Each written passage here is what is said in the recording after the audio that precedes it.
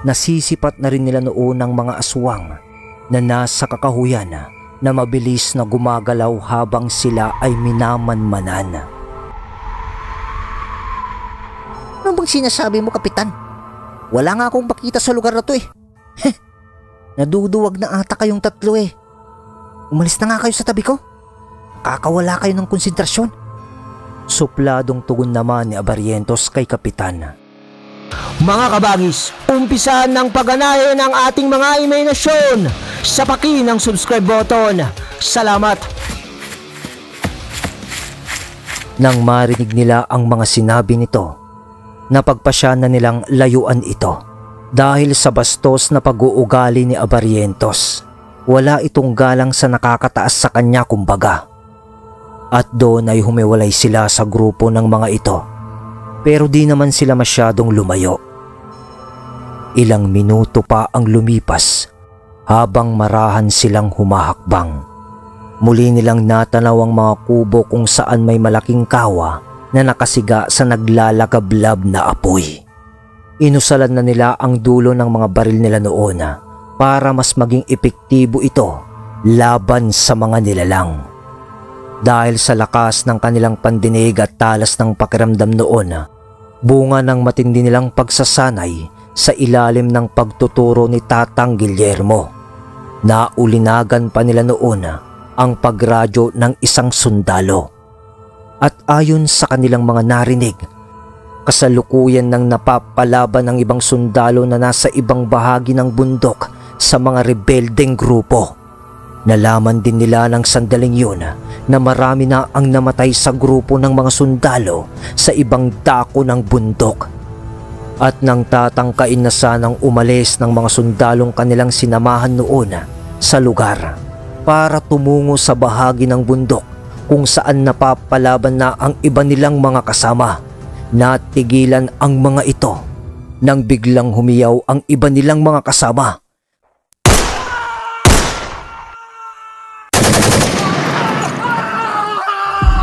Kasabay ng mga putok ng baril na umalingaw-ngaw sa paligid. Tapos bigla ding nawala. Ha? Ano yun? Anong nangyari? Sigaw ni Abarrientos. Matapos nilang marinig ang mga pagsigaw ng kanilang mga kasama at putok ng baril. Abarrientos! Abarrientos!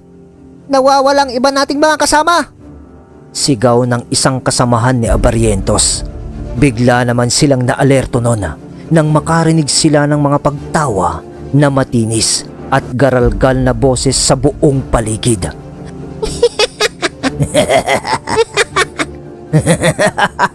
Kasabay ng mga pagkaluskos.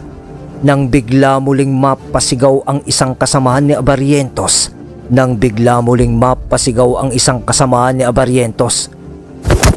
Nang may lumagpak na katawan ng sundalo sa harapan nito. Wakwak na ang tiyan, laslas ang leeg at butas ang ulo. Abarrientos! Abarrientos! Tama ata si Kapitan David! May mga aswang dito!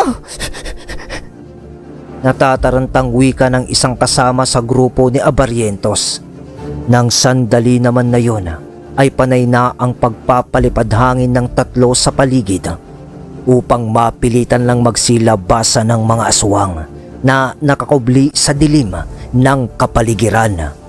Matapos nilang gawin ang bagay na yun, unti-unti na ring nasisipat ng mga kasamahan nila ang lupon ng mga aswang na nakapalibot sa kanila na labis namang ikinatakot ni Abarrientos.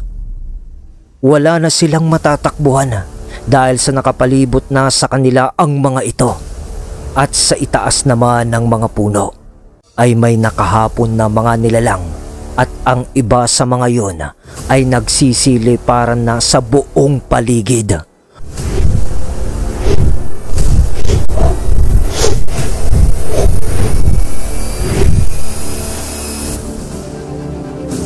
Walang nagawa ang grupo ni Abarrientos kundi ang ratratin ng bala ang mga nilalang na kanilang nasisilayan.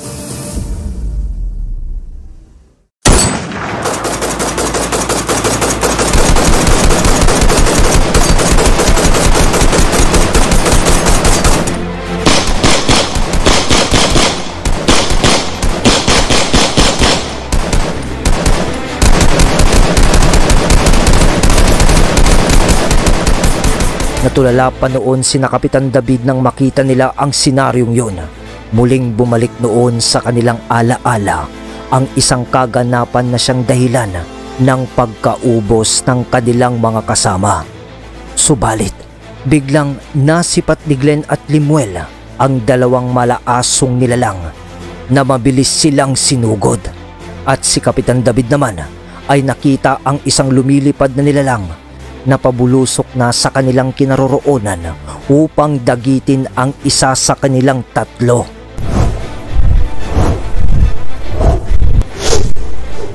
Mabilis na itinutok ng tatlo ang kanilang mga baril sa nilalang at walang pag-aalinlangan na pinuputukan ang mga yon.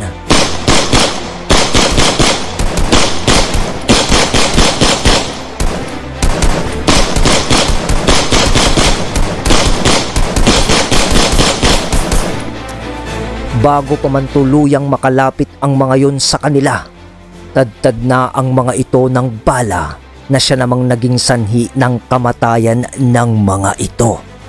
At paglingon nila sa kaganapan sa mga kasama nilang sundalo, nakita nila ang mga madugong eksena sa pagitan ng mga ito at mga aswang. Ang iba ay sumisigaw dahil sa takot.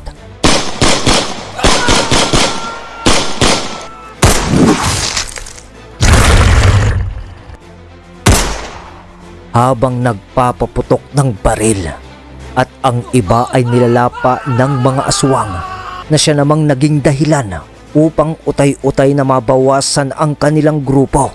At ang iba sa mga ito ay binibitbit ng mga aswang na lipad habang nilalantakan ng mga leeg ng mga ito.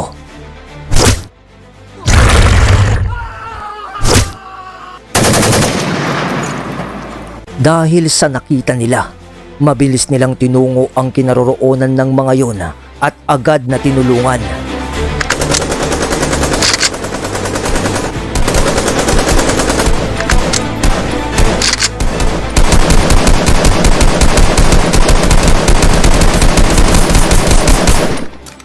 Ang mga kasama nila ay walang patid sa pagpapaputok sa mga aswang. Samantalang silang tatlo ay maingat na ipinuputok ang kanilang barel. Dahil sa limitado lang ang kanilang binditadong mga bala, ang bawat matamaan ng bala nila noon ay tila ba nalulusaw ang mga kalamnan. At tanging mga buto na lang ng mga ito ang naiiwan. Nang mga sandaling yun ay halos nasa 10 na lang ang bilang ng mga kasama nila na kanina ay mahigit 20 ang bilang. Len! Kailangan nating mailabas ang mga ito dito sa lugar. Di ko nahahayaan pang muling mangyari sa mga ito ang nangyari sa mga kasamaan natin. Wika ni Kapitan David. Sabihan mo silang umatras na. Samahan yung dalawa ni Lemuel sina Barrientos papalabas ng gubat. Ako na muna ang bahala dito. Sige na! Pag naihatid nyo na sila sa labasan ng gubat, saka kayo bumalik dito. Uubusin na natin ngayong gabi ang mga nilalang na ito. Dagdag pa nito. Pero, kuya, wika ni Glenn. Wala nang pero-pero. Bilisan mo na. Mahigpit na utos ni Kapitan David kay Glenn. Dahil sa inutos ni Kapitan David, ay napilitan ang dalawa na kumilos na at sundin ang utos ng kanilang nakatatandang pinsan. Barrientos! Patrasin mo na mga kabaro mo! Sigaw ni Glenn kay Barrientos. Nang marinig ito ni Barrientos, mabilis na nilapitan nito ang kanyang mga kasama at sinabihang umatras na. Lumapit ang mga ito sa magpinsang Glenn at Lemuel. Mauna na kayo! Mauna kayo! At susunod na kami! Bilis! Wika ni Lemuel. Pagkalapit sa kanina ni Barrientos, tumakbo na nga ang mga ito habang halinhinan sa pagpapaputok ng mga baril. Kasunod ng mga ito sina Glenn na pinapaputukan din ng mga aswang na lipad na humahabol sa kanila.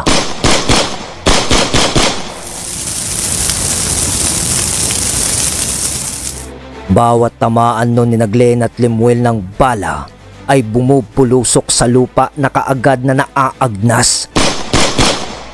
Sa kasagsagan ng kanilang pananakbo, nasisipat na noon ni Glenn at Lemuel ang ilang mga malaasong nilalang ang pumapagat sa kanila. Lim! Wika ni Glenn na kaagad din namang nakuha ni Lemuel ang ibig sabihin. Sige kuya. Sagot nito. Haharapin nila ang mga aswang na nasa kaanyuan ng malalaking aso.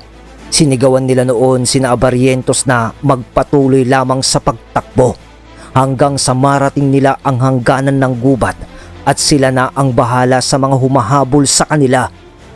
Isinampay nilang dalawa noon ang mahahaba nilang baril sa kanilang mga balikat papalikod at binunot ang kani-kanilang mga pistola at machete. Kasabay ng sign of the cross at pag-usal ng pambakod sa katawan.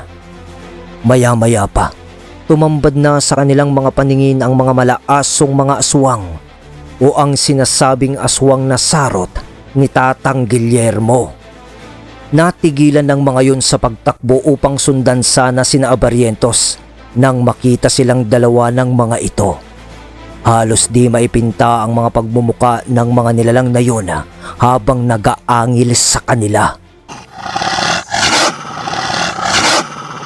Nang may isang nilalang ang nagsalita habang humahakbang ng papauna ng, Hindi ba kayo ang mga naunang sundalo na nagawa kaming takasan? Anong gagawin nyo? Magpapakabayani?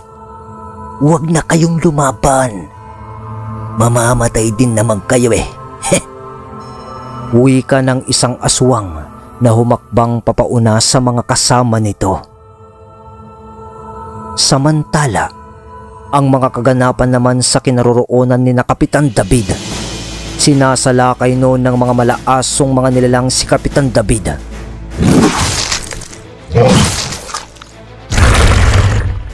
Sa pamamagitan ng mga pagkalmot ng mahahabang kuko ng mga yon, at ang mga aswang na lipad naman ay tinatangkang dagitin ito.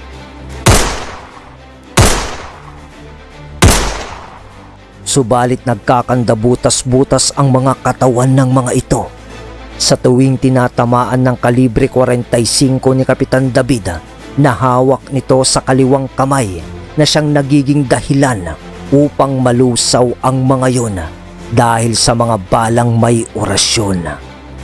Ang mga sarot na aswang naman nun ay ginagantihan ni Kapitan David ng pag-atake sa pamamagitan ng pagtaga sa mga ito gamit-gamit ang machete na hawak dito sa kanang kamay na may binditadong mga talim. Nang may biglang isang lipad na aswang noon ang mabilis na sumugod kay Kapitan David. Kaya naman nagpagulong-gulong siya noon sa lupa at mabilis na bumangon sabay putok ng baril sa burokang aswang na dadagit sana sa kanya. At nang matapat siya noon sa isang sarot na aswang na dadambahin na sana siya, mabilis naman niya yung inundayan ng saksak sa dibdib.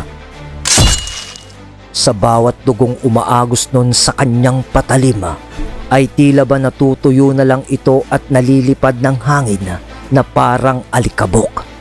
At ang bawat aswang na nagagawa niya noong mapinsala ay nalulusaw ang mga kalamnan at tanging mga buto na lang ang naiiwan. Nakakatanggap na rin siya noon ng mga sugat sa katawan dahil sa mga ataking di niya inaasahan at hindi masyadong nasasangga. Subalit sa ilang minuto ng kanilang labanan ay tila ba nag-aalinlangan ng umatake ang mga aswang dahil sa marami-rami na rin ang nalalagas sa mga ito dahil sa mga pagpaslang na ginagawa ni Kapitan David. Marahan nang umatras ang mga aswang na yon. Pati na rin ang mga aswang na lipad ay nagsitago na sa itaas ng mga puno sa takot na malusaw ang kanilang mga katawan dahil sa abilidad na ipinapamalas ni Kapitan David. Umusal noon ng pangtigalpo si Kapitan David at mabilis na ibinato yun sa isang aswang na di pa gaanong nakakapasok sa kakahuyan. Pagtama nun sa aswang, agad yung humandusay sa lupa na tila ba nanigas ang katawan nito. Agad yun na nilapitan ni Kapitan David at agad na tinutukan ng matsete sa liig, sabay wika ng, "Demonyo kayo! Ha? Dito na mag-uumpisa ang aming pag-ubos sa lahi nyo. Pasalamat kayo. May kasama akong naghihintay sa akin. Dahil kung wala, hanggat humihinga ako, papaslangin ko kayong lahat dito." Wika ni Kapitan David na punong-puno ng galit. Huwag kang magpakampante, antingero. Sa ngayon, nanalo ka.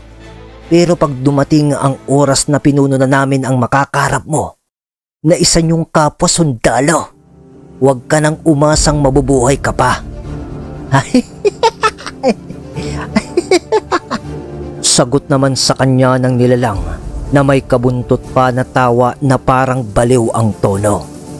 Subalit bigla yung napatigil sa pagtawa nang gigil na ginilitan yun ni Kapitan David sa kanyang leeg gamit ang matsete.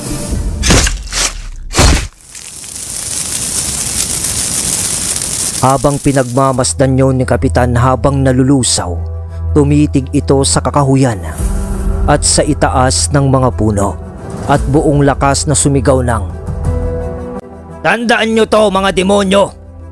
Di pa tayo tapos! Babalikan namin kayo! At sa pagbalik namin, sisiguraduhin naming dadanasin nyo ang mga ginawa nyong karumaldumal na pagpaslang sa iba naming mga kasama!" Pasigaw na salita ni Kapitan David.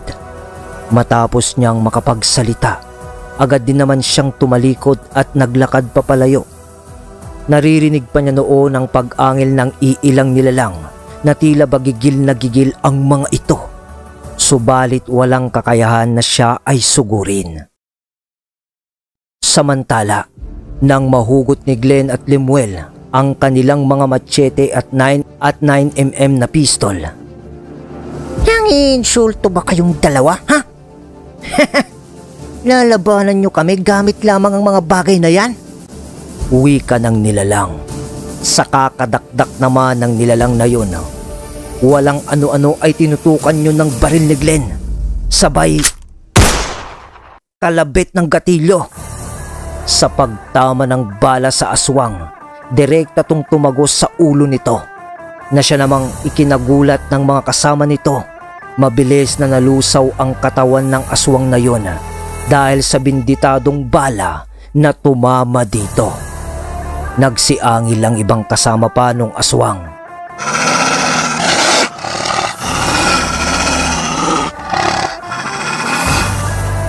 At marahang lumakad-lakad papaikot sa kanilang dalawa. Di naman umiimik nun si Glenn at Lemuel at seryosong nakatingin lamang sa mga nilalang habang marahan ding humahakbang upang mapaghandaan ang mga pag-atake ng mga ito na di nila inaasahan. Hanggang sa magkatalikuran na ang dalawang magpinsan. Dito sila tumigil sa paghakbang at marahang nililingon ang bawat aswang na nakapalibot sa kanila. Maya-maya pa ay bigla na lang silang nilusob ng mga ito. Wala na silang nagawa nun kundi kalabitin ng gatilyo na hawak nilang mga pistola. Subalit hindi yun sumapat dahil sa marami ang kanilang mga kalaban, na kung tatantyahin ay nasa 12 ang mga yun. Kaya naman nalapitan agad sila ng mga ito.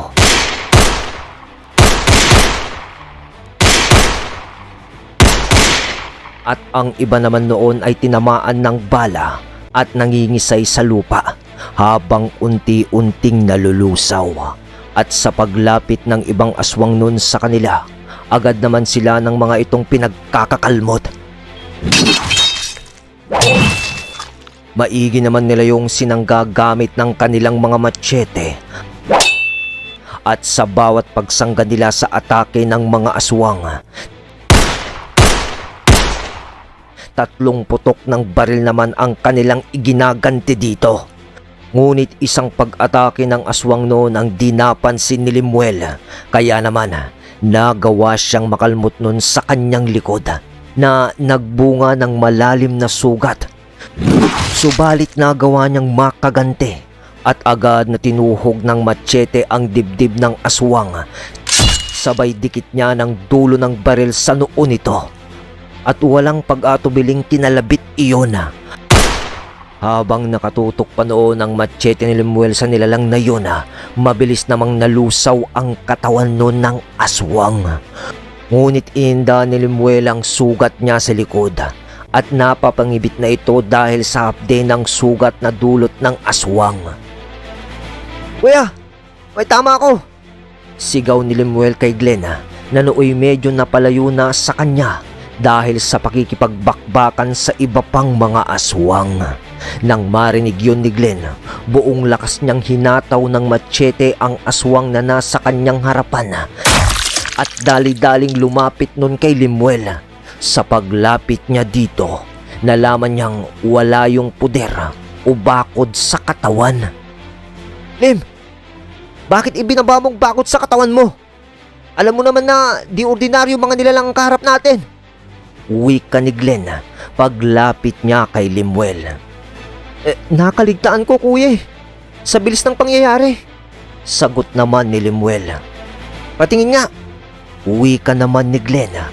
At sa pagkakita ni Glenn sa likod ni Lemuel, napakamot pa ito ng bahagya sa ulo nang makita nitong galos lang naman yan eh. Medyo natatawang wika niya kay Lemuel. "Buti nasa likod mo yung mahabang mong baril." Galos lang ba, kuya?" "Kaya pala mahapde eh," tugon naman nito. Habang nag-uusap naman sila noon, naagaw naman ang atensyon nila noon sa 2 pang natitirang mga aswang. Nang bigla na lang humandusay sa lupa kahit wala silang ginagawa. Napatingin naman sila noon sa kabilang bahagi nang may tumawag sa kanila. "Len! Tim! Ayos lang ba kayo?" Wika ni Kapitan David habang tumatakbo papalapit sa kanila. Tinigal po pala ni Kapitan David ang natitirang 2 aswang na nakalaban ni Glenn. Agad yung tinungo ni Kapitan David at agad na itinarak sa dibdib ng aswang ang kanyang matsete. At isang putok naman sa isa pang aswang upang agarang mamatay ang mga yun. "Kuya David, di kami ayos. Si Kuya Glenn lang ang ayos eh. May tama ako sa likod ang hapde." Wika ni Lemuel paglapit sa kanila ni Kapitan David. Agad naman siya noong nakutusan ni Glenn at sinabing galos lang naman ang natamo niya at mababaw lang ang sugat nito. At sinabi rin ni Sargento na madali lang yun mapapagaling ng kanilang maestro na si Tatang Guillermo. Nabanggit naman noon ni Kapitan David ang mga nangyari sa kanya nang siya ay magpaiwan upang harangin ang mga aswang na hahabol pa sana sa kanila. At di niya nagawang maubos ang mga yun dahil sa dami ng mga ito. At nagsipulasan at nagsitago na ang mga yun sa dilim ng kapaligiran. Nang maalala ni Kapitan David sina Barrientos, kaya naman, "Glenn, sina Barrientos?" tanong ni Kapitan David. Nasabi nun ng 2 na pinauna na nila ang mga yun dahil sa hinarap nilang 2 ang mga nilalang na nagawa silang mahabol. Ngunit natigilan naman nun ang 2 nang magwika si Kapitan David ng, "Ano? Halina kayo. Nalimutan nyo ata na di lang aswang ang kalaban natin sa lugar na ito. May mga rebelde rin tayong iniiwasang makasagupan ng mga kapwa nating sundalo." Wika ni Kapitan David at mabilis na bumuelo ng pagtakbo papalabas ng kagubatan. Kaya naman, sumunod na rin noon ang 2. At sa kasagsagan nga ng kanilang pananakbo, may naulinagan sila noong mga putukan.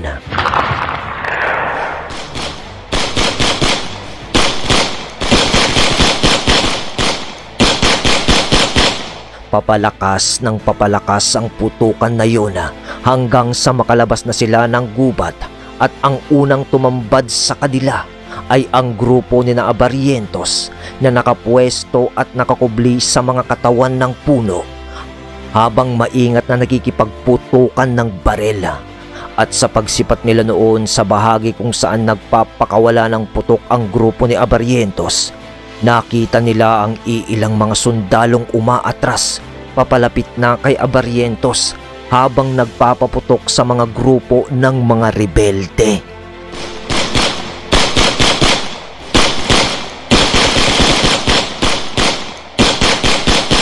Kaya naman, mabilis nilang tinungo ang mga yun upang saklolohan. Agad nila noong sinukbit ang mga machete at pistola sa kanilang tagiliran at hinawakan ang mahahaba nilang mga kargada.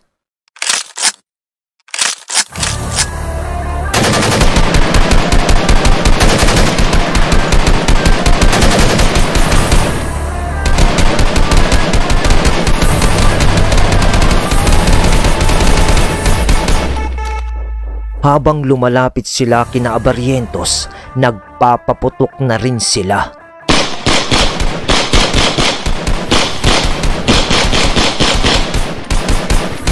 Nang dumating ang pagkakataong maubusan na ng bala ang panig ng kalaban nila, itinapon ng mga ito ang kanilang mga baril na hawak.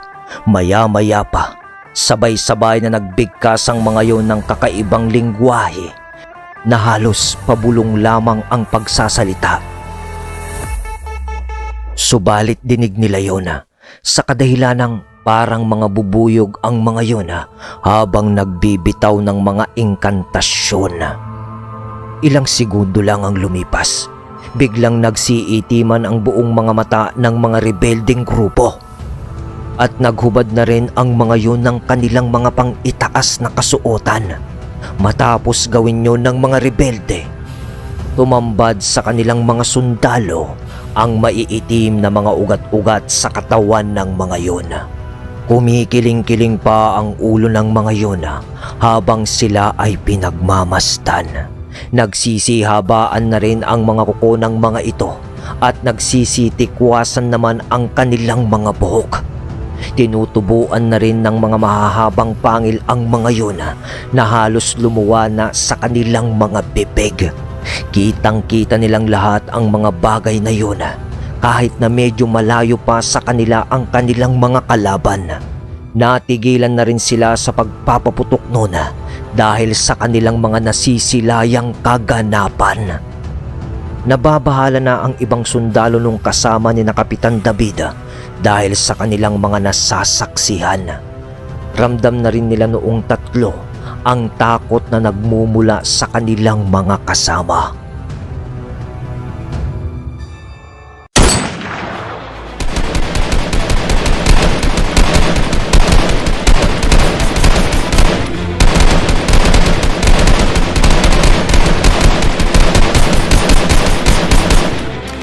Nang paputukan ng iilang mga sundalo nilang kasama ang mga nilalang na yun, laking pagtataka nila nang masipat nila na bumao ng mga bala sa katawan nito.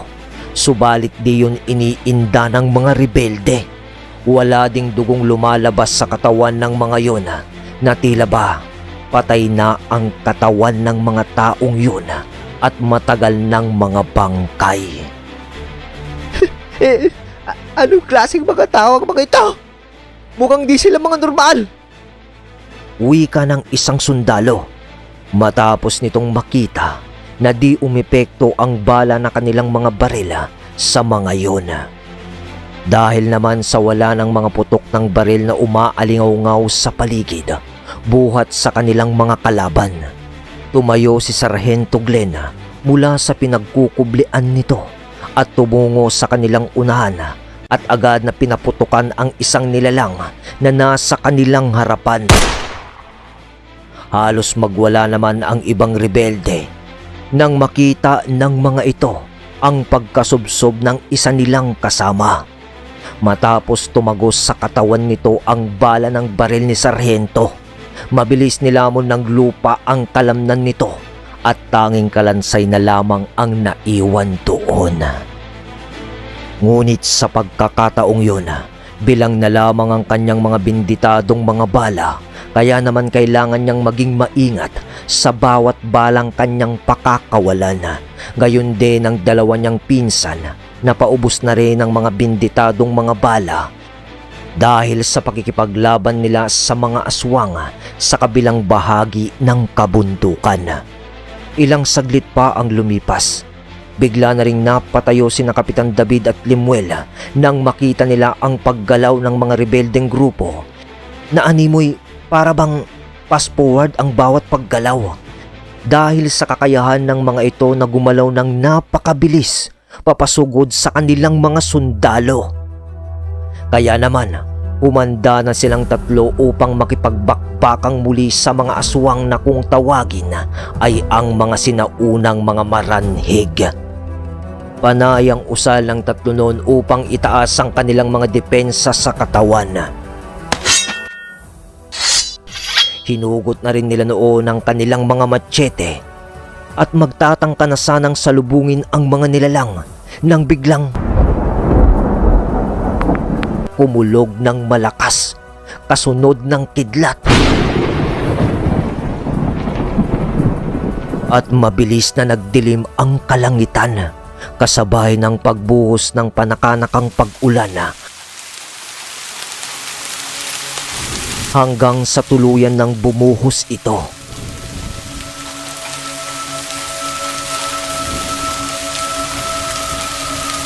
Napansin naman ng mga sundalo na natigilan ang mga nilalang at biglang naging aligaga ang mga ito habang marahan na umaatras. Maya-maya pa, bigla naman silang nagimbal at nagulantang nang biglang nabuwag ang bawat katawan ng mga nilalang at naging napakaraming mga alupian na halos kasing laki ng mga daliri ng tao. At mabilis na nagsiga pangang papaitaas ng bundok. Ipinagtaka naman nila yung lahat kung paano nangyari iyon. Naging mga insekto ang katawan ng mga nilalang matapos maliguan ng buhos ng ulan. Maging silang tatlo ay walang kaide-ideya sa mga nangyari sa kadahilanang walang nabanggit sa kanila si Tatang Guillermo tungkol sa mga nilalang na nagiging insekto matapos mapuyog ng malakas na ulan. Magpasaganon pa man ay pinagpasalamat na lang ng tatlo dahil kung nagkataong nasugod sila ng mga yun, hindi nila alam kung may maliligtas pa sila sa kanilang mga kasama dahil sa dami ng mga rebelding yun. Malamang ay walang matitirang buhay sa kanilang mga kasamaang sundalo na walang kahit anong pananggalang sa sarili kundi tanging mga baril lamang. Tapos di pa umiepekto sa mga nilalang.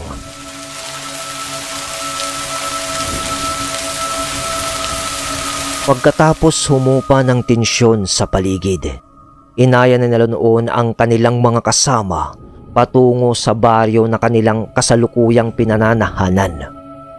Uuwi na sana sa base ang ilan sa mga ito dahil sa trauma sa bawat pangyayari.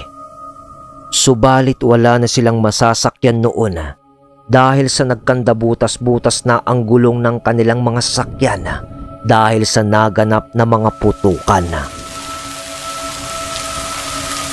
Habang naglalakad na sila noon patungo sa baryo, medyo natatagalan pa sila noon dahil sa mga kasama nilang nagtamo ng mga tama ng bala, kaya naman naging mabagal ang kanilang pag-usad.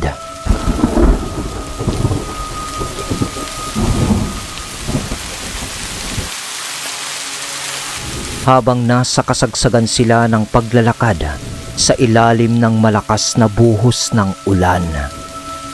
Nang nagwika ang isang sundalo na nakasagupa ang mga rebelde ng Kapitan? Kapitan Torres? Alam niyo ho ba na kung di siguro namin piniling umatras ng mga rebelde, malamang walang nakalabas di isa sa amin sa lungga nila? At isa pa ho, Kapitan. Nakita ho namin ang dalawang uniformadong pang sundalo sa panig ng mga rebelde na pinapaputukan din kami. Kala ho namin mga rebelde sadya sila. Subalit namukahan ho namin sila, Kapitan. Si Teniente Andras yun. At ang intel ng ating base dito sa lugar. Salaysay ng isang sundalo habang akay nito ang isa nilang kasama na may tama ng bala sa hita. Ay, yan mo na. Kanina ko pa yan sinasabi sa inyo eh. Ngunit ayaw niyong makinig. Si Andras ay hindi na ang dating Andras na kilala niyong sundalo. Isa na siyang aswang. At hindi lang basta aswang. Supremo ng mga aswang. Nakita niyo naman siguro yung mga rebeldeng grupo na nag-anyong mga aswang. Hindi ba? Tugon naman dito ni Kapitan David. Pasensya na ho, Kapitan. Kung hindi agad kami nakinig sa inyo, minsan no talaga hindi mo paniniwalaan ang isang bagay kapag di pa ito nasisilayan ng iyong mga mata. Nakakapanlo mo lang ho, Kapitan. Ganito ho pala ang pakiramdam ng malagasan ng kasama. Paghingi ng dispensa ni Abarrientos kay Kapitan. Ay, ayos lang yun, Abarrientos. Ang malaga, marami ang nakaligtas sa inyong mga kasama. Saka na tayo mag-usap kapag nakarating na tayo sa baryo. Lumalakas pa kasi ang ulan eh. Baka magkasakit na tayo nito. Tugon naman ni Kapitan David.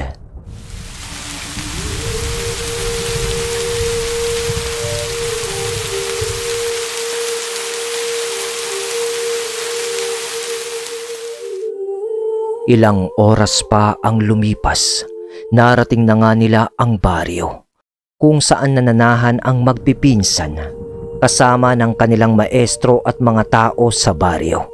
Sa kanilang pagdating doon, bahagyang nagising naman ang ibang tao doon dahil sa kanilang ingay na nilikha.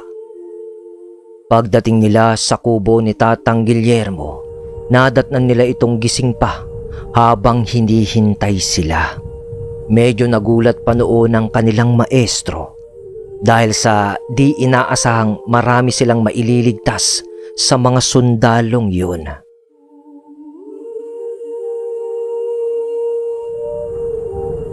Agad naman sila nitong sinamahan sa baryo upang makiusap sa mga tao doon na kung maaari nilang patuloyin ang mga kasamang sundalo ni na kapitan kung meron man silang bakanting pasilidad na maaaring pagpahingaan ng mga ito.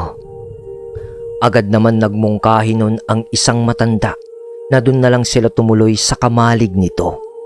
Wala pa namang umano yung mga nakatambak na mga kung ano dahil sa bago pa lang sumusuloy ang mga pananim nito kaya maaari nila yung pagpahingaan. Nga pala, ito yung matanda na may-ari ng tindahan na tinambayan ni na Sargento Glenn nung buo pa ang grupo nila. Labis naman ang kanilang pasasalamat dito dahil sa kabaitan nitong ipinakita sa kanila. Nang marating nila ang kamalig, agad nilang hinubad ang kanilang mga kasuotan dahil sa basang-basa yun sa ulan. Ang magpipinsan naman nun ay bumalik na sa kubo ni Tatang Guillermo upang magbihis dahil sa basa din ang kanilang mga kasuotan. Nilunasan na rin noon ni Tatang Guillermo ang mga sundalong nagtamo ng mga sugat sa katawan dahil sa tama ng bala. Habang nandun sila sa kamalig, nabaling naman ang kanilang atensyon sa may-ari nito nang ito ay pumasok doon, dala-dala ang mga kasuotan na maaari nilang gamitin at ipamalit sa kanilang mga basang mga uniforme. Mga sir, pagpasensyahan nyo na ho ang mga kasuotang ito.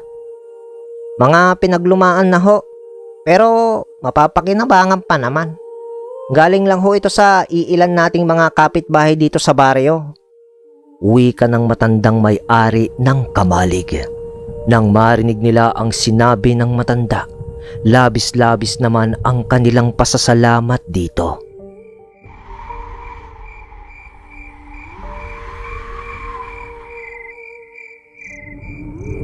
Lumipas ang gabing yun na maayos naman silang lahat nakapagpahinga.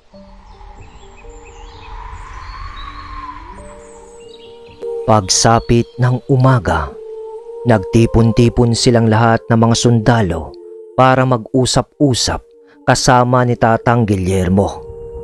Pinag-usapan nila noon kung ano ang mga hakbang nilang gagawin upang kaharapin ang mga demonyong nananahan sa kabundukan ng Baco.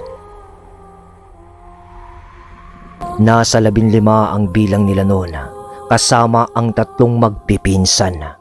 Lahat ng kasama nila noong sundalo ay binigyan ni Tatang Guillermo ng mga pangontra at mga kagamitan na maaari nilang ipanlaban sa mga aswang gaya ng buntot pagi at iilang mga orasyon na pwede nilang sambitin upang di sila malapitan ng mga aswang. Lahat din ng kanila noong bala ay inorasyonan ni Tatang Guillermo. Ngunit nag-aalinlangan nun sina Kapitan David para sa kanilang mga sundalong kasama. Para sa kanya kasi, nag-aalala silang 3 para sa mga ito dahil sa di basta-basta ang mga nilalang at hindi nakasama ang mga yun sa kanilang mga sinumpaang tungkulin. Hindi na kasi sakop ng trabaho nila ang puksain ang mga nilalang na patagong namumuhay sa ating mundo. Maliban sa mga rebelde. Oo nga't ang rebelde ang kanilang tinutugis. Pero kabaliktaran ang nangyari. Dahil sa kapag tinungo na nila ang lungga ng mga yun, ay sila ang tutugisin ng mga ito. Ang masaklap pa, makapatay man sila ng iilan sa mga yun, kapalit naman noon ng maraming buhay ng mga sundalo. Sa madaling sabi, nagbubuwis ng buhay ang mga sundalong yun na wala namang kabuluhan. Mga kasama, sigurado ba kayo na sasama pa rin kayo sa aming 3? Hindi natin kayang panghawakan ang bawat buhay ng isa't isa sa atin. Kaya pag-isipan nyo ng mabuti ang inyong mga desisyon. Wika ni Kapitan David. Nakapagpasya na ho kami. Wala na hong atrasan. Alam ho naming mas mapaminsala ang mga nilalang na yon kumpara sa mga totoong rebelde na mga tao. Kung mamamatay man ho kami doon, masaya ho kaming naging parte ng pagbibigay ng kapayapaan dito sa lugar. At kung magtagumpay naman ho tayo, isa ho itong malaking karangalan para sa atin. Subalit di naman ho karangalan ang aming hinahabol sa gagawin nating ito, kundi kapayapaan at katahimikan ng bawat bayang nakapalibot sa kabundukan ng Baco. Mahabang tugon naman ni Abarrientos kay Kapitan. Nang marinig ni Kapitan David ang sinabi ni Abarrientos, medyo napangiti ito dahil tila ba nag-iba ang pananaw ni Abarrientos sa buhay. Samantala, si Glenn at Lemuel noon ay tinungo ang gitna ng baryo upang mangalap at bumili ng kanilang mga makakain. Sa pamamagitan ng kanilang mga pera na naipon, inuupahan kasi sila ng mga taga-baryo para maging kasama nila sa pagbubukid. Yun na rin ang naging pamumuhay nila sa kanilang pagtira doon. Nang marating nila ang gitna ng baryo, muli namang nasilayan nun ni Glenn ang magandang dalaga na nagtitinda ng sari-saring mga produkto. Lim, ganda niya talaga no? Kaso, napakasungit naman. Pero, ganyan ang mga tipo ko eh. Yung nahihirapan muna ako. Gaya ng bago ako maging ganap na sundalo. Tara, lapitan natin. Uwi ka ni Glenn kay Lemuel. Sige, kuya. Pero, nakahanda ka na ba sa mga sasabihin niya? Baka matamimi ka na naman. Sagot ni Lemuel. Nang malapitan nila ang pwesto ng tindahan ng dalaga, agad namang pumili si Lemuel ng kanilang mga bibilhin. Habang si Glenn naman ay pasimpleng sumusulyap-sulyap sa dalaga habang nagsasabi ng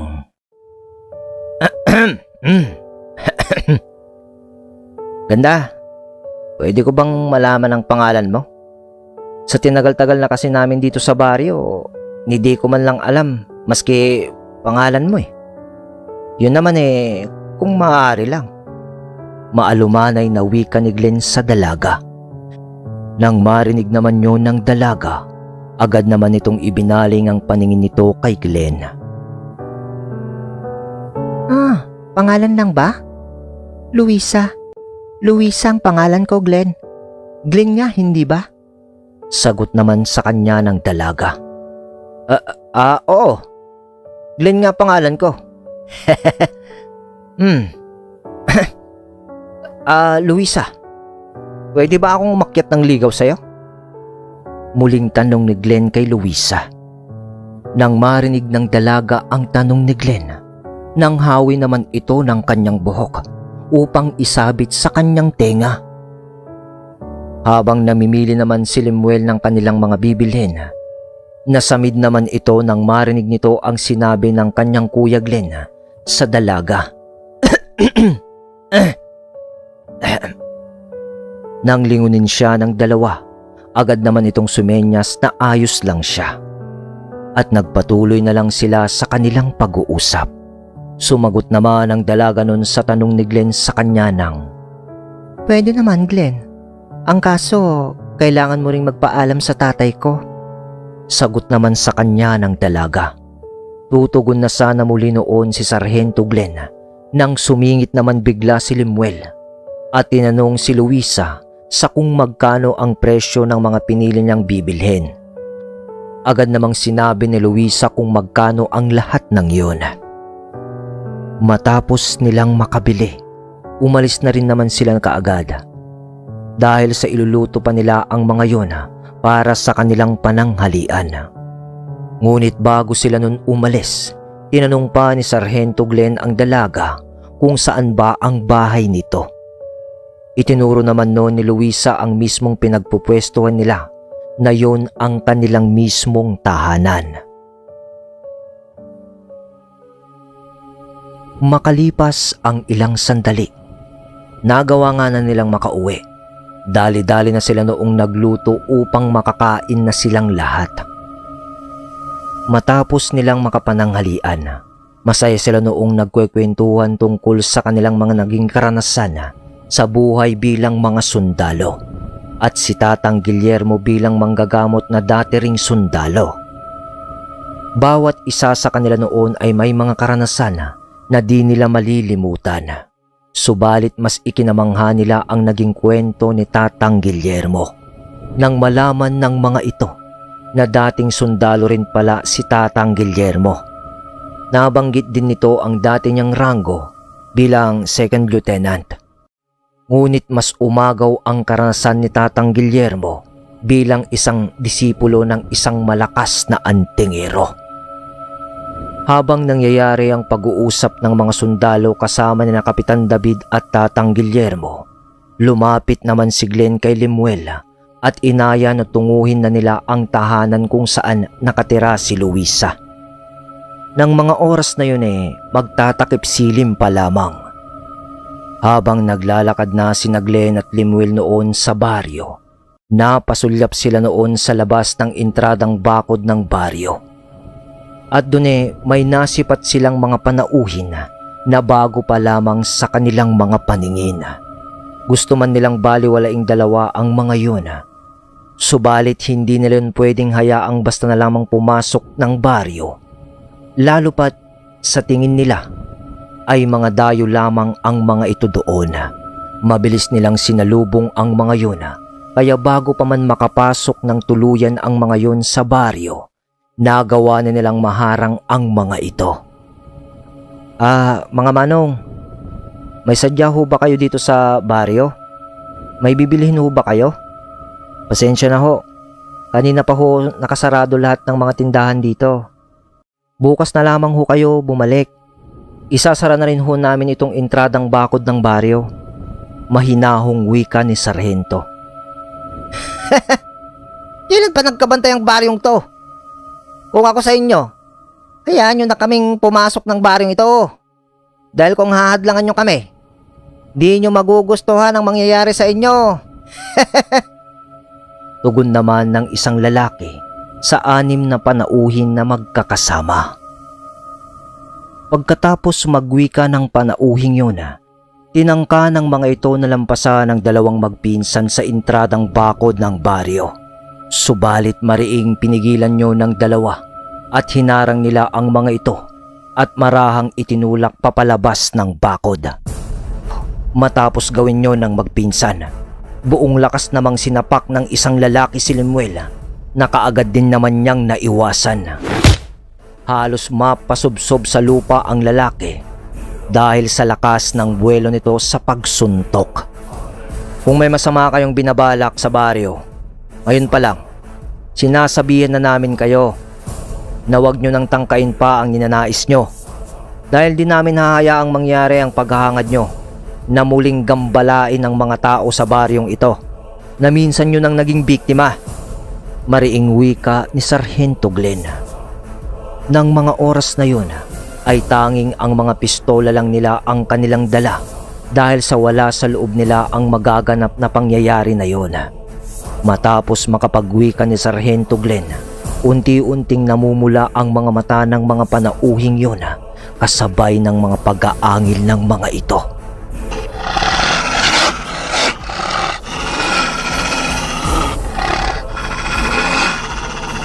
Dahil sa komosyon na kanilang nililika, marami na ang taga-baryong nakikiusyoso sa kanila. Subalit nang makita ng mga ito ang unti-unting pagbabago ng mga kaanyuan ng mga panauhin, agad din naman ang mga itong nagsipasok sa kanilang mga tahanan. Nang makita ng dalawang magpinsan ng mga kakaibang paggalaw ng mga panauhin, dito na nila binunot ang kanilang mga pistola at agad na mabilis na pinaputukan ang mga nilalang. Subalit mabilis ng mga yung natunugan ang gagawin nilang dalawa, kaya mabilis ding nakaiwas ang mga ito sa putok ng mga baril.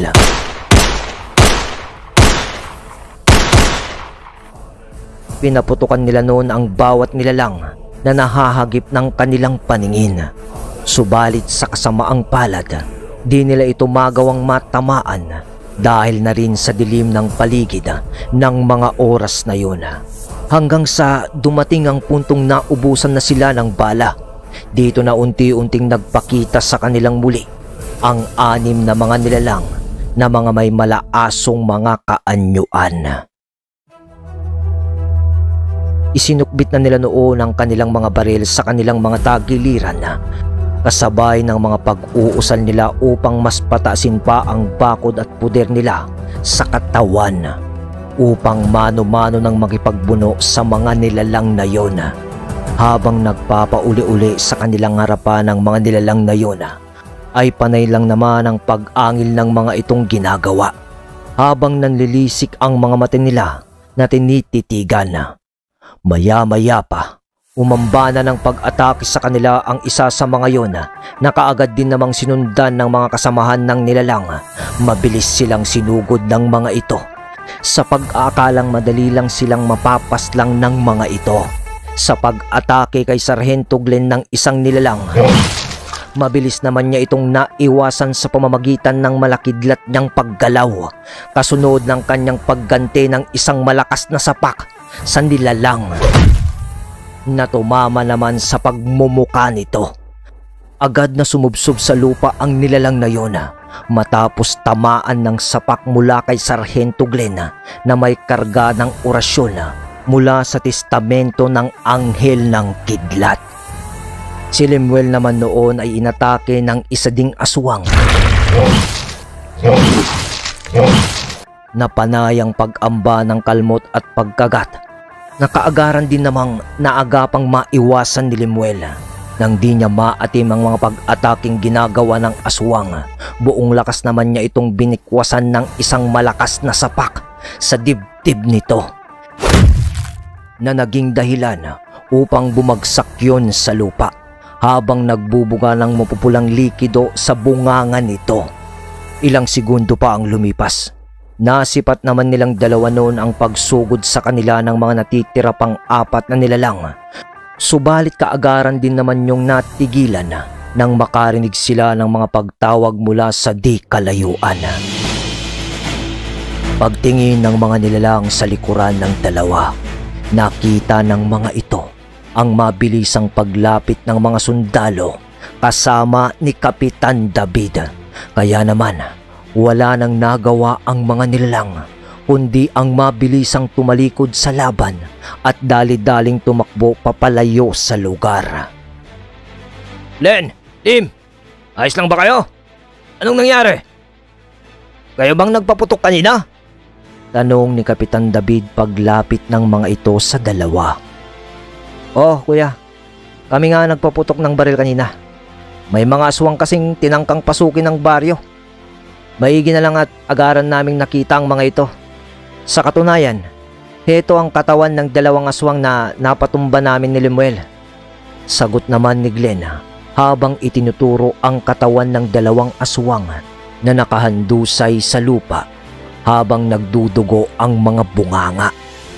Nang sipatin nyo ng iba pang sundalo, doon nila napagmasdan ng maigi ang mga itsura ng mga ito. Ayon sa kanila, ang mga anyo ng mga aswang na yun ay maihahambing sa isang napakalaking aso na kasing laki ng batang kalabaw. Ang kaibahan nga lang, mas mahahaba ang mga braso ng mga ito kumpara sa kanilang mga hita at binti. Malalago din ang maiitim na balahibo ng mga ito na umaakma sa kulay ng gabi. Punong-puno din ng matatalas na ngipin ng bunganga ng mga ito at meron din yung mahahabang kuko. May buntot ang mga nilalang na yun na halos kasing haba ng kanilang mga katawan. Matapos nilang pagmasdan ng maigi ang mga nilalang na yun, kaagad din naman nila itong sinunog.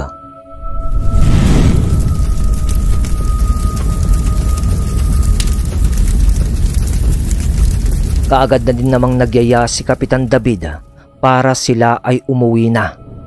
Subalit di sumama noon ang dalawa at sinabing may mahalaga pa silang lakad ng gabing yon. Isinara na rin nila noon ang entradang bakod ng baryo upang maiwasang may makapasok na ibang mga nilalang. At nang makauwi na sina Kapitan David, tumungo na rin naman noon ang dalawa sa tahanan ni na Luisa upang umakyat ng ligaw si Glenn sa dalaga. Habang naglalakad ang dalawa, nagkwekwentuhan pa ito na para bang walang nangyaring pagkikipaglaban sa mga aswang. Nang napadaan sila sa isang tahanan na may hardin, kaya naman pasimpleng pumitas ng isang bulaklak si Glenn doon at agad na ikinubli sa kanyang likuran. Nang marating nila ang tahanan ni na Luisa, agad na din naman sila ditong tumawag at kumatok. Tao po! Tao po! Ilang sandali pa, bumukas na ang pintuan ng tahanan ni na Luisa. Agad na bumungad sa kanila ang dalaga na nakangiti. Oh, kayo pala. Tuloy kayo. Wika ni Luisa at agad silang pinatuloy. Maupo muna kayo at ikukuha ko lang kayo ng maiinom. Dagdag pa nito nang makapasok na sila sa tahanan nila Luisa. Ngunit bago maupo nun si Sargento Glenn, inabot muna nito ang bulaklak na hawak niya na kinuha niya sa isang hardin sa isang bahay na kanilang nadaanan sa baryo. Luisa, para sa'yo. Wika ni Glenn habang inaabot ang bulaklak sa dalaga. Nang maiabot ni Glenn sa dalaga ang pulang rosas, malugod naman itong tinanggap ni Luisa. Sabay talikod upang tumungo sa kusina nila. Bakas sa mukha nito ang labis na kilig at pamumula ng pisngi dahil sa may lihim din pala itong pagtingin kay Glenn. Nakangiti ang mga mata at labi nito habang inaamoy-amoy ang bulaklak na ibinigay sa kanya ni Glenn bago tuluyang tinungo ang kusina. Ang dalawa naman noon ay nakaupo lamang sa mga bangko na nakapalibot sa isang lamesa. Maya-maya pa, dumating ang ama ni Luisa. Kaya naman magalang nila itong binate. Mga iho, mukhang naligaw ata kayo. Di bale, magandang gabi din sa inyo. Sa pagwiwika nun ng matanda, agad pang nagmano nun ang dalawa. At pagkatapos nun, Ano ba ang inyong sadya dito sa aming tahanan? bungad na wika ng ama ni Luisa. At nga pala, di ba kanina lang may kinalabang kayong mga halimaw dyan sa labas ng ating bakuran? Dagdag na tanong pa nito. Yun ho ba? Huwag nyo na ho silang alalahanin. Napalis na ho namin sila. At nga pala ho, Manong Seryo, naparito ho kami upang umakyat sana ho ako ng ligaw sa inyong anak na si Luisa. Tugon naman ni Glenn sa ama ni Luisa na si Manong Seryo nga. Wala namang problema sa akin, iha. Kung magkakasundo naman kayo tanging paggabay na lang ang maibibigay ko sa inyo. Alam ko namang mabuti kang tao, Glenn. Kaya ayos lang sa akin kung maniligaw ka sa anak ko. Isa pa, matanda na rin ako. At alam kong nalalapit na ang paglubog ng aking araw. At kailangan na ng makakasama ang anak ko upang sa ganon ay masilayan ko man lang ang aking unang apo. Kung sakali. Kaso lang, may pagkasungit yan anak kong yan. Ayos lang ba sa'yo yan? Dagdag pa nito ng pabulong-bulong kay Glenn. Oh, tay. Ano naman ho ang binubulong-bulong nyo dyan kay Glenn? Sita naman ni Luisa sa kanyang ama matapos nitong makita na binubulungan nito si Glenn at may daladala itong 2 tasa ng mainit na kape galing sa kanilang kusina. Wala anak. Sinabi ko lang na boto ako sa kanya para sa'yo. Isipin mo, isang matipuno at magiting na sundalo. May dangal at paninindigan. Handang ipagtanggol ang bayan. Ikaw pa ang napiling inirog. Sagot ni Manong Seryo kay Luisa. Siya. Maiwan ko na muna kayo dyan. Ikaw iho, Limuel. Tayo munang dalawa ay magkwentuhan. Dagdag pa nito sabay aya nito kay Limuel na dun muna sila sa biranda ng tahanan para makapag-usap ng maayos ang dalawa. Makaraan ang ilang oras, napagpa siya ng 2 magpinsan na umuwi na. Lumalalim na kasi masyado ang gabi. Nagpaalam na sila ng maayos sa mag-ama. Hinawakan pa nun ni Glenn si Luisa sa kamay nito at sinabihang babalik sila sa mga susunod na araw. Paglabas nila ng tahanan ni Manong Seryo, halos di maipinta ang kasiyahang nadarama nun ni Glenn. May paapir-apir pa ito kay Limuel dahil sa napapayag niya ang dalaga na kanyang ligawan. Masaya din naman noon si Limuel para sa kanyang nakatatandang pinsan. Panayang pag-uusap nila noon sa kabila ng matahimik na kapaligiran. Nasisipat na nila noon ang kubo ni Tatang Guillermo at ang mga sundalong mga gising pa habang nagkwekwentuhan din. Nang bigla na lang mabaling ang atensyon nilang dalawa sa bakod ng baryo. Nang may nakita silang kung anong bagay ang malakas na tumama doon. Nagkatinginan noon ang magpinsan at napatahimik. Pinakiramdaman nila ang paligid. Nang muling may lumagabag sa bakod, kaya naman nilapitan na nila ito.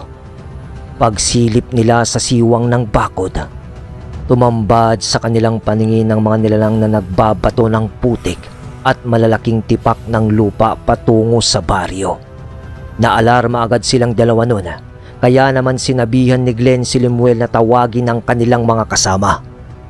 Mabilis naman itong sinunod ni Limuel.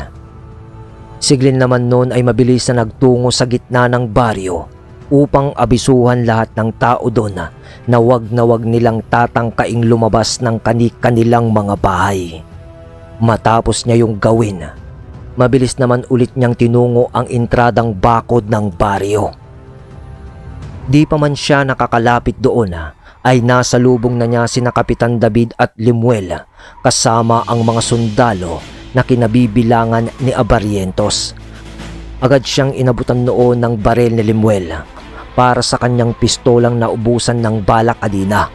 Inabot din sa kanya noon ni Limuel ang isang machete na may binditadong mga talim. Matapos yun ay pinili nilang pagmasdan muna ang mga nilalang sa paligid sa pamamagitan ng pagsilip sa mga siwang ng bakod ng baryo. Nang masipat nila ang mga nilalang, doon nila muling nakita ang mga malaasong tao. Subalit sa pagkakataong yun ay mas marami na ang mga ito. Sa kadahilanang may mga kasama ang mga itong aswang na lipad. Mukhang desperado na ang mga nilalang na yan.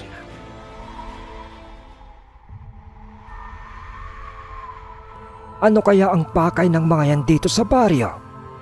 Kung tangkain man nilang pumasok dito, huwag kayong mag-alalang kaharapin sila. Maraming mapapahamak na mga tao dito sa baryo pag nagawa nilang makapasok. Pabulong na wika ni Tatang Guillermo na kasama rin nilang nakasilip sa bakod na kawayan.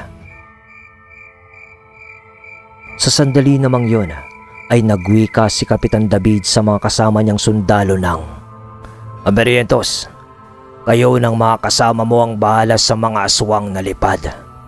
Siguraduhin niyong wala ni isa sa kanila ang makakalapag ng buhay saan man dito sa baryo." Utos ni Kapitan David kay Abarrientos at sa mga kasama nito. Tumangulang naman noon si Abarrientos bilang pagsang-ayon sa utos ni Kapitan David.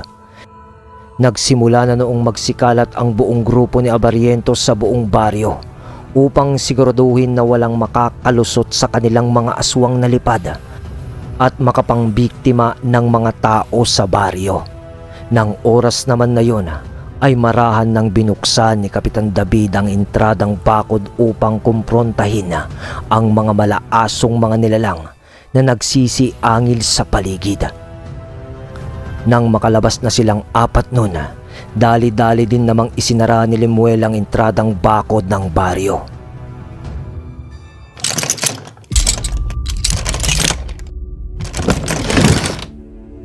Buti naman at naisipan nyo ng lumabas. Wawasakin na sana namin muli ang bakod ng inyong bagong baryong pinananahanan. Oras na upang muling palawakin ang aming nasasakupan. At sinadya talaga namin na kayo ang unahin.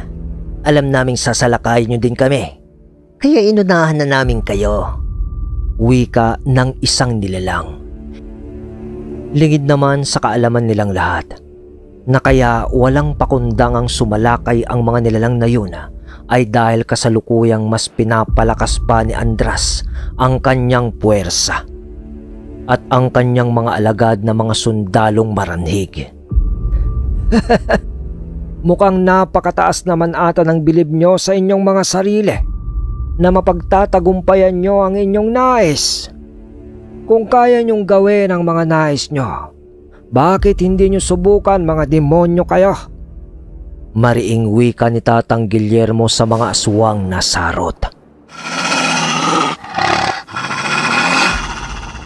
Tanging pag-angil lang naman ang naisagot ng nilalang sa sinabi ni Tatang Guillermo, kasabay ng pagsilitawan ng mga kasama ng nilalang sa buong paligid.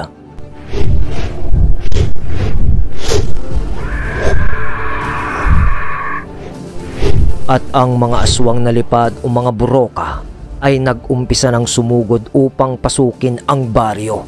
Subalit ilang sandali lamang ay nakarinig sila ng mga sunod-sunod na putok ng mga baril na naging hudyat ng pag-uumpisa ng digmaan.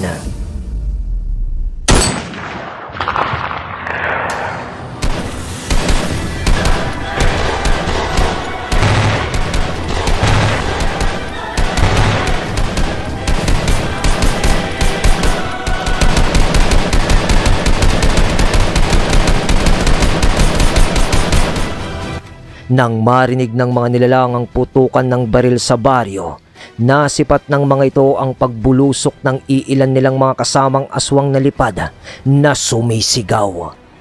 Di kasi nila inaasahan na may mga sundalo palang nagbabantay sa bawat dako ng baryo. Kaya't labis-labis na lamang ang panggagalaitin ng mga nilalang sa galit dahil sa patuloy na pagkaubos ng kanilang mga kalahing aswang. At mabilis ang mga itong sinugod ang apat sa pagbabakasakaling magagawa nilang paslangin ng mga ito. Di na rin nagpigil noon ang apat at sinalubong ang ginawang mga pagsugod ng mga aswang. Habang si Tatang Guillermo naman ay nanatiling malapit sa intradang bakod ng baryo. Medyo nahihirapan kasi siyang tumakbo o lumakad ng mabilis dahil sa kahoy lamang ang nagsisilbi niyang isang binte at paa. Nakatayo ito doon habang panay ang pagpapalipad hangin niya ng mga usal sa paligid na may kasamang sumpa para sa mga nilalang. May hawak din siya noong isang patalim na gulok na mayroong baliktad na talim. Si Glenn, Lemuel at David naman noon ay kasalukuyan ng nakikipagbakbakan sa mga nilalang. Nasa 20 ang bilang ng mga kalaban nila noon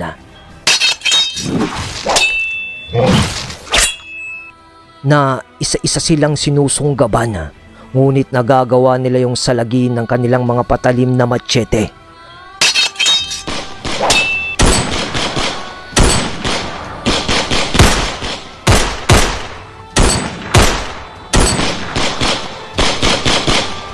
Gumaganti naman sila ng mga putok ng baril na naging sanhi upang bahagyang naging maingat ang mga kalaban nila sa pagsugod na kanilang ginagawa.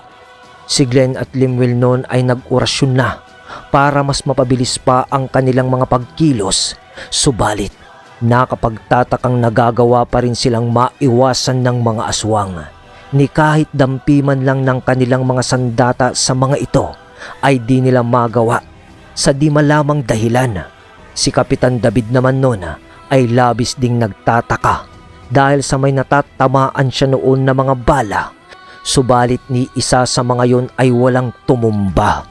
Kahit ang nalalapatan niya noon ng talim ng machete ay walang nalulusaw na katawan ang kanyang nasisipat.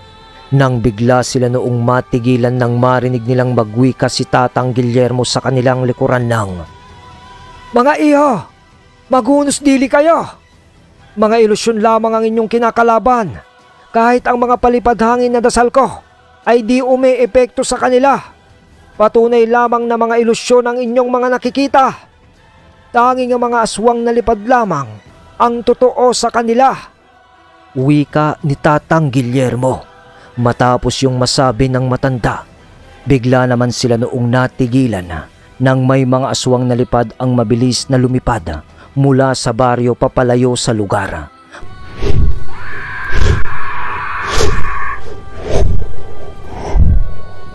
May tangan ang isa sa mga yon na isang tao at sa pagkakaaninag nila ay isa yung babae. Kasabay ng mga kaganapang yun ay ang paglaho ng lahat ng nilalang na nasa kanilang harapan.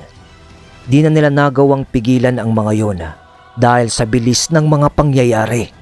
Nabaling naman noon ang kanilang atensyon sa isang sundalo na nagbukas ng intradang bakod habang habol hiningang nagwiwika ng, "Pasensya na, Kapitan. Marami ang aswang nalipad na nagawa kaming malusutan. At nga pala, ang anak ni Manong Seryo na si Luisa ay kanilang kinuha." Wika ng sundalo pagbungad nito sa apat. "Ano?" Bulaslas na wika naman ni Glenn nang marinig niya ang sinabi nito. Sa pagkarinig nun ni Glenn, aburido na ito at di mapakali. Nagpupupuyos na ito sa galit. "Kuya David, Lemuel, kailangan natin mailigtas si Luisa. Baka kung anong gawin sa kanya ng mga yon." Nag-aalalang wika ni Glenn sa mga pinsan niya. Nang maagaw na naman ang pansin nila ni Manong Seryo, nang mabilis itong tumatakbo palabas ng intradang bakod ng baryo. "Tulungan niyo ho ako! Tulungan niyo ako! Kinuha ng demonyo ang anak ko! Wika nito na hinihingal pa. Nang magwika naman noon si Tatang Guillermo. Huwebes Santo! Huwebes Santo pa lang ngayon, di ba? May oras pa tayo. Bukas pa nila kakailanganin ng puso at dugo ng isang birheng dalaga upang makumpleto nila ang kanilang ritual, upang tamasahin nila ang ganap na kapangyarihan ng demonyo. Maging handa kayong tatlo. Glenn, Lemuel, David. Tanging kayo lang ang makakapuksa sa mga propeta ng kadiliman na yan. Mariing wika ni Tatang Guillermo. Nang biglang makaramdam si Tatang Guillermo at ang tatlo ng kakaibang presensya at napakabigat ng aura sa paligid. Maya-maya pa, nagsilitawan ang mga maranhig sa buong paligid, kasakasama ang iilang mga sarot na mga aswang. At sa unahan ng mga ito ay ang isang nilalang na nakasuot ng pansundalong pantalona at walang pang itaas na kasuotan. Maputla ang kutis nito at may mga ugat-ugat na maiitim sa balat. Maiitim din ang buo nitong mga mata gaya ng mga maranhig.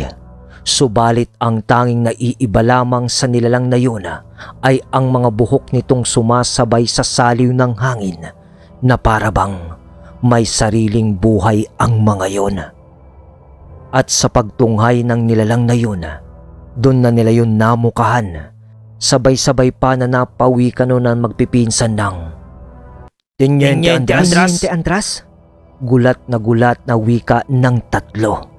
At sa paglapit ng mga kasamahan nitong maranhig, doon nila nakita ang buong pangkat ng mga sundalong kasama nila noon na tinakbuhan ang mga aswang sa ilayang bahagi ng bundok ng Bako. Halos magulantang ang tatlo ng kanila itong masilayan. Natulala na ang mga ito dahil sa kagimbal-gimbal na pangyayaring hindi nila inaasahan na ang mga kasama nila noon sa platoon ngayon ay isa ng ganap na mga sundalong maranhig. Maging sina Abarientos noon na nandun na rin sa lugar ay halos laglag pa nga. Na gulat talaga sa kanilang nasisilayan. Susubukan pa sana noong lumapit ng isang sundalong kasama ni Abarientos sa mga yon upang sana ay kausapin. Nang dali-dali naman itong pinigilan ni Kapitan David. Tumigil ka! Tumigil ka! Di ka ba nag-iisip? Masdan mo ngang mabuti ang mga yan. Mga demonyo ng mga taong yan. Magpapakamatay ka ba? Wika ni Kapitan David habang nakahawak sa kamay ng isang sundalong tatangkahin sanang lumapit sa kinaroroonan ni na Andras.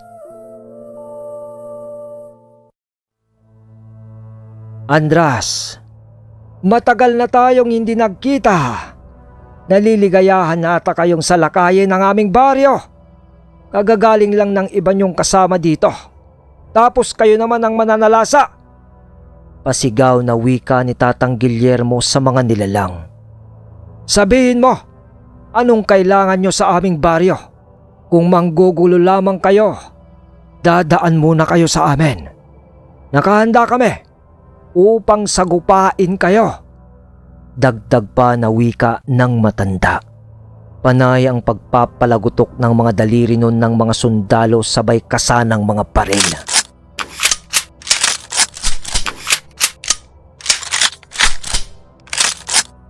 Nagkaroon ito ng tapang dahil na rin sa ibinahaging kaalaman sa kanila ni Tatang Guillermo. Ilang segundo pa ang lumipas, sumagot naman si Andras ng Wala akong kim-kim na kaligayahan sa aking paglitaw, Guillermo. Meron kaming sadya sa pagpunta namin dito. Kailangan pa namin ng karagdagang alay na dugo at puso ng mga birheng dalaga. At naparito din kami upang alamin kung sino-sino ba ang tinutukoy ng mga alagad ko na walang pakundangang kumakalaban sa amin upang bigyan ng walang hanggang pagdurusa sa piling ng aming Panginoon. Sagot ni Andras sa sinabi ni Tatang Guillermo. Dahil sa sinabi naman nito, napalunok na lang ng laway naman nun ang iba sa kanila. Dahil sa bigla ang muling pagbigat ng madilim na aura sa paligid. Kaya naman pinayuhan na ni Tatang Guillermo na umatras na sina Abarrientos at mga kasama nito. At pinapasok niya ang mga yon sa loob ng baryo hanggang sa sila na lang na apat ang natira noon sa labas ng bakuran ng baryo. Kayo ba? Kayo ba ang mga taong tinutukoy ng mga sarot at buroka na aking mga alagad? Ha? Kapitan, Sargento at Lemuel Torres. Salita ni Andras nang masipat itong sila na lang apat ang natitirang humarap sa kanila. Nang marinig nila ang sinabi ni Andras, di agad sila nakapagsalita noon dahil sa pagkagulat sa biglaang pagpapakita sa kanilang tenyente. Pero nang mahimasmasan na sila, sumagot naman si Kapitan David ng, paano kung sabihin ko sa iyong kami nga tenyente, ang mga taong yon? Anong gagawin mo? Napakawalang iya mo. Pati ang dati naming mga kasamaang sundalo, ginawa mo na ring mga aswang. Sinasabi ko sa iyo, pagbabayaran mo ang lahat ng mga kasalanan mo. At saka kung ano man ang kailangan nyo dito sa aming lugar, dadaan muna kayo sa aming mga kamay o bangkay. Tiimbagang wika ni Kapitan David dahil sa galit nitong nararamdaman. Matapos nitong makita ang dati niyang mga kasama sa grupo na ngayoy mga aswang na ang pagkatao. Talaga lang, Kapitan? Kung dati, naungusan mo ko sa pagkasundalo, sa palagay ko ngayon, ay di mo na yun magagawa pa. Sagot ni Andras habang tumatawa-tawa na halos nadodoble ang boses nito. Matapos makapagwika nito, tinawag nito ang iilan sa mga sundalo niyang maranhig at agad na pinasugod sa kinaroroonan nilang apat. Kaya naman inihanda na nila ang kanilang mga patalim. Narinig noon ng tatlo na nag-usal si Tatang Guillermo. Maya-maya pa ay bigla nang nasa tabi nila ito, sabay wika ng, ngayon, kompleto na tayo. Ang testamento, chaleco at mga machete nyo, Glenn at Lemuel. 3 pico Roma naman sa'yo, Kapitan. At sa akin naman ay ang pangil ng kidlat. Huwag kayong mag-alala. Kayang-kaya natin silang tapatan. Medyo pabulong na wika ni Tatang Guillermo. Di naman na nun nakasagot pa ang tatlo dahil sa di nila alam ang isasagot nila dito. Nakita na rin kasi nila na malapit na ang mga kalaban sa kanila.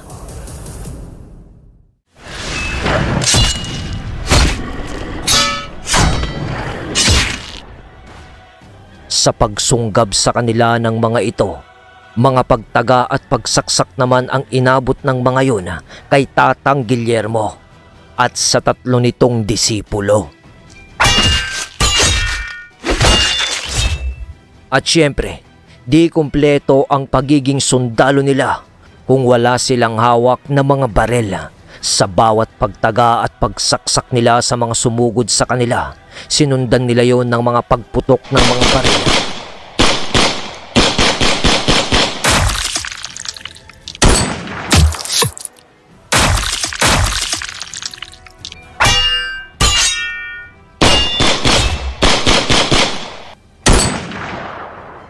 Na nagiging dahilan upang agarang mamatay ang kanilang mga kalaban dahil sa mga bintitadong talim at bala na bumabaon sa katawan ng mga nilalang. Madali lang naman nilang nagape ang mga unang sumugod sa kanila na ikinagulat naman ni Andras nang makita nito ang mga kaganapan. Napasigaw naman ito ng, Guillermo! Kahit kailan, talagang sagabal ka sa aking mga plano. Pero bueno, may ibang araw pa naman. Babalik kami. At sinisigurado ko sa inyo na wala na akong ititirang buhay sa inyo. Matapos nitong makapagwika, ay agad na naman itong tumalikod sa apat. Ngunit bago pa man makaalis nun si Andras, pinahabulan pa yon ng salita ni Kapitan David ng, Hihintayin namin kayo, mga demonyo! Yon ay kung makakabalik pa kayo dito sa aming baryo! pahabol na wika ni Kapitan David. Dahil sa winika niya noon, lumingon sa kanila si Andras habang nanlilisik ang mga mata nito nang bigla itong ngumiti ng nakakaloko, sabay sabi ng, Kung ganon, kami ang maghihintay sa inyo. Yun ay kung aabot kayo sa rurok ng kabundukan na yan. Sagot ni Andras bago ito tuluyang maglaho sa paningin ng apat at lamunin ng kadiliman ng paligid. Pagkatapos nun, sa pagramdam nilang apat, wala na ang maitim na presensya na bumabalot sa kapaligiran.